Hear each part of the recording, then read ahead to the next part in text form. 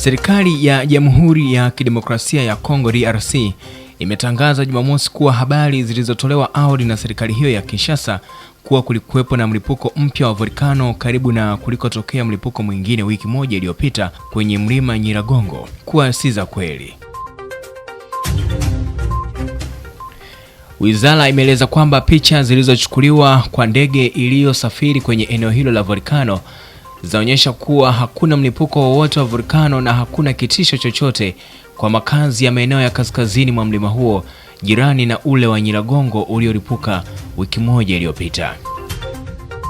Taarifa ya Wizara ya Habari imeendelea kueleza kwamba moshi ulionekana na kusababisha kutolewa onyo uliotokana na kuchomwa kuni kwa ajili ya kupata mkaa, pamoja na wakulima kuchoma nyasi na kusababisha moshi mkubwa. Mapema siku ya Jumamosi, msemaji wa serikali alikuwa ametaja mlipuko kwenye mdomo wa Volcano na Murula kando ya Volcano ya mlima Nyamuragira unaofahamika kuwa ni Volcano yenye kutokota. Watu wapatao takriban 400,000 wameukimbia mji wa Goma mashariki mwa Jamhuri ya Kidemokrasia ya Kongo kufuatia onyo la kulipuka tena kwa Volcano katika mlima Nyiragongo.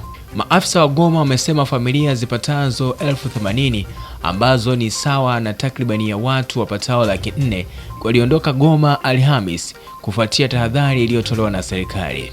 Wakati huo vyanzo vya habari vinaeleza kuwa serikali ya Kongo inafanya jitihada za kutoa misaada ya maji ya kunywa, chakula na vifaa vingine, na wafanyakazi wanasaidia kuwakutanisha watoto waliotengana na familia zao.